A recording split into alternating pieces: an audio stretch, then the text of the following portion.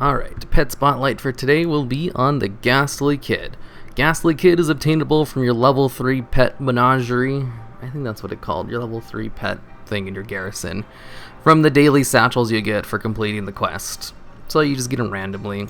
And he's pretty cheap on the auction house since, there should be a lot of them right now. As long as you're watching this Deering Warlords, they'll probably be more expensive later on. Okay, so Ghastly Kid, why is this guy a tier 1 undead pet? Well, because he has Haunt. Literally, it's because he has Haunt. If it wasn't for Haunt, I don't think he'd be tier 1.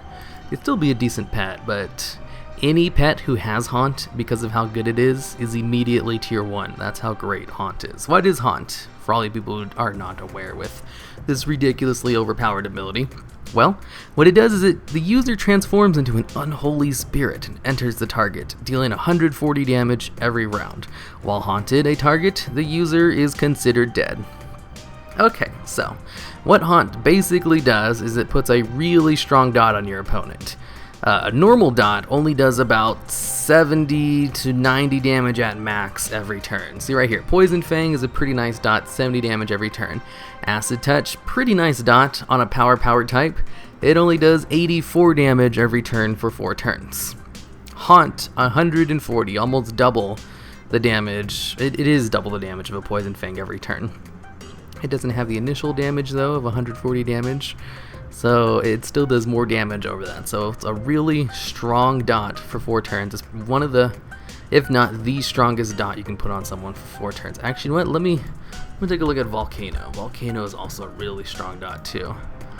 Let me pull him up here. Volcano, after 2 rounds, the ground erupts for 2 rounds, causing the current enemy pet to take 293 elemental damage and have a 25% chance to be stunned for 1 round. So you take 290 for 2 turns.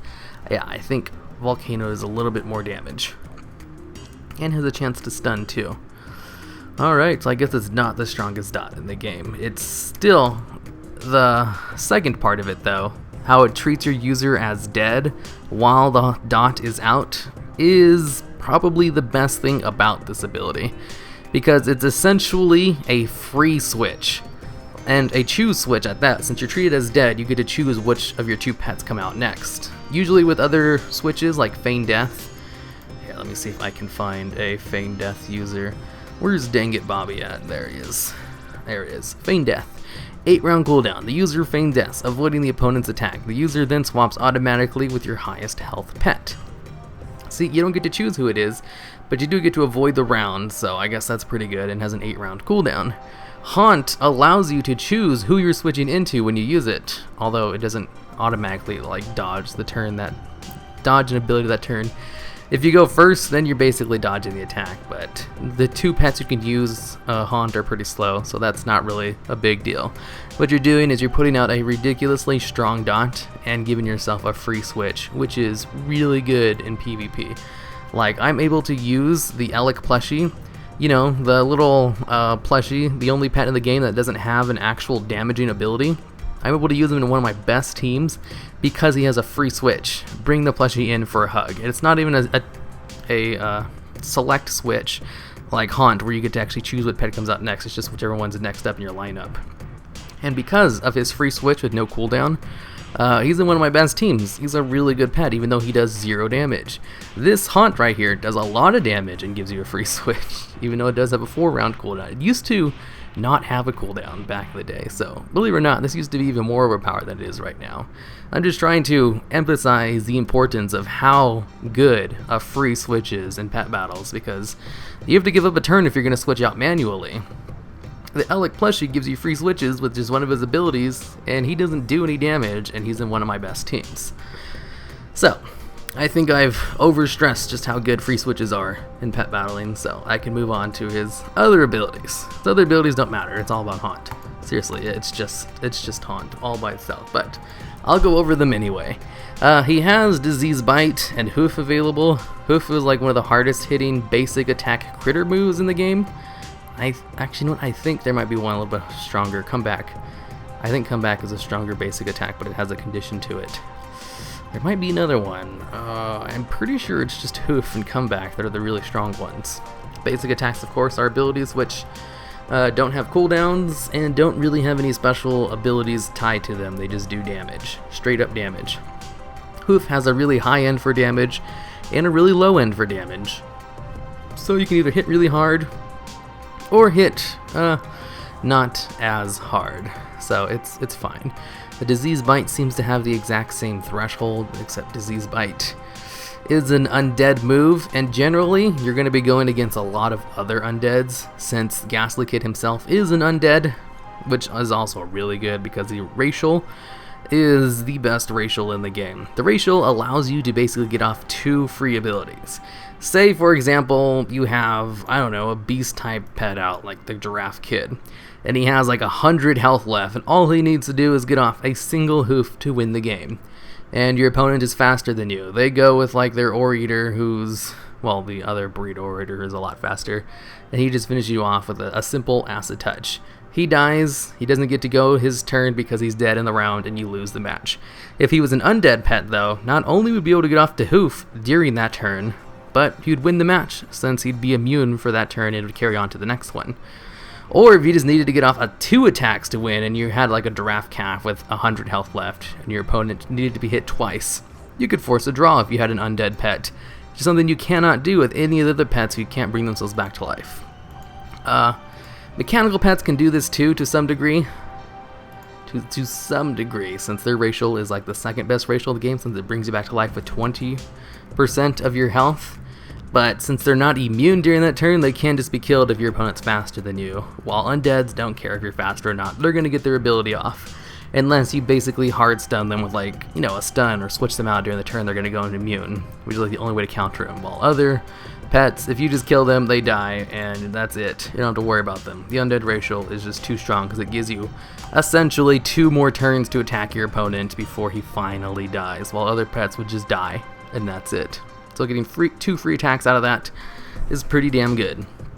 So, since you go against a lot of undead, since, you know, 2 free attacks is really good, Hoof is usually the best choice for this ability, even though Disease Bite you can take 2 because they both do the same damage. But you'll be going against a lot more undeads than you will be any other type of pet. And Disease Bite, since there's so many undeads in the meta, you'll see a lot of aquatic type pets too because they counter them, so Disease Bite is actually kind of the worst option out of the 2. You kind of just want to stick with variety in your abilities because Haunt already does undead damage. And for this one, Ethereal is a good choice. It allows you to not take any damage for a turn, that way you can let Haunt come off cooldown 1 more turn while not taking any damage. It's basically good just for stalling for a turn, so you can let Haunt come off cooldown. You can also use it to preemptively dodge a multi-turn move like Whirlpool or something. Whirlpool or Geyser. Do I have any of these guys with any of those? Yeah, this guy right here, Ron Weasley. See, he's got this ability right here called Elementium Bolt. After 3 rounds, the bolt strikes, causing the current enemy target to take 565 Dragonkin damage and become stunned for 1 round. Since the ability happens 3 turns after it's used, you have plenty of time to actually go into a pet who can just dodge it with an Ethereal or some other ability. So Ethereal is always a really good thing to have, that way you can dodge multi-turn moves that are going to do a lot of damage and stun you, which would be really bad. Plus, you know, you can just use it to, you know, let Haunt come off cooldown 1 more turn earlier because you're not taking any damage, and the turn advances 1 o'clock forward and you're not taking any damage thanks to avoiding all damage for the turn and going first. So it's pretty good. Consume Magic is also pretty good too. There's only a couple pets in the game who have it. Oh, look like they added 1 more. When did they add Nipples? Legion's Collector Edition. Oh, that's why. I wonder what kind of breed he is. He seems to have Phase Shift, which would be pretty good on a fast pet. He also has Consume Magic, which isn't half bad. See, Consume Magic also heals you, but it's a really shitty heal. It's only 280. That's about as much damage as a single basic attack. But it also has the other benefit of removing all buffs and debuffs from the user. So if your opponent has, you know, like a multi-turn ability on you or a dot, you can just clear them out. Or if your opponent has a Haunt on you, you can just clear it with Consume Magic and heal up for it's a really low amount, but it's still removing buffs and healing you at the same time, which is pretty good. There's not too many pets who can use it, and Ghastly Kid's definitely the best pet who can use it. None of the other ones are all that great, to be honest. Maybe Nibbles might be if I see what his breed is when he comes out. Who knows? So he's like the only good pet who can actually use Consume Magic, so it's definitely a viable choice as well. Just like Athrol. I don't really use him very often because I don't really use Haunt teams all that much. There's no real reason, just a personal preference. I don't like using them because they're really strong, and I'd rather just try out other pets that aren't as overpoweringly strong of having a really strong dot with a free switch. Ghostly Bite is also a nice ability, but you'd be stupid to take it over Haunt. And okay, I think that's it. What are some good teams for him? Well, he has some really good teams. You see, the dot portion is really, really strong. So if you have him in a team with a switch, if you switch your opponent's pet out while they have a really strong dot on them, they'll just take a whole bunch of damage in the back row without doing anything in the front. Switching your opponent's pets out with any dot is good, but with Haunt, it's just even better. Of course, switching them out would probably be better with the Unborn Falcon, since you can put 2 really strong dots on your opponent, while Ghastly Kid can only put 1. But Ghastly Kid is, you don't really need Haunt. Haunt's that great. And let's see, what else? What else can you really do? He's really just good in any team, really, besides a team that uses Sandstorm, or teams that specifically, reduce the damage of dots. So don't put him in a team with the Nubisath Idol, since he pretty much relies on Sandstorm, which reduces damage from all pets by 74. It'll still do more damage than a normal dot under Sandstorm, but you really don't want to put him with that, so he's basically good in any team. Like, he's just a really great tier 1 pet. Just like the Unborn Valk, who also has Haunt.